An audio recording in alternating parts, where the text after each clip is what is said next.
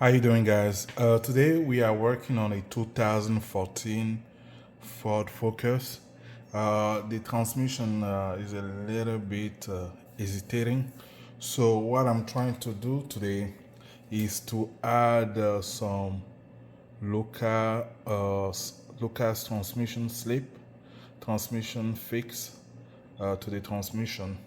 So, in order to do that, I've seen a lot of people digging to the driver's side tire to remove the fill plug, but actually, there is a vent here on top of the transmission. When you go here, it's over here. Hope you guys can see it.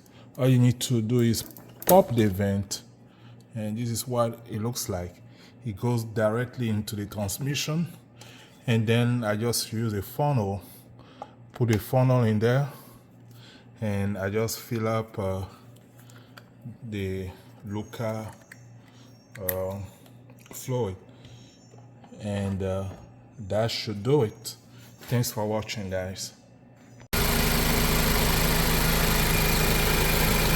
So for this vehicle, since it's a small transmission, make sure you only use half of the bottle, so that will be 12-ounce fluid.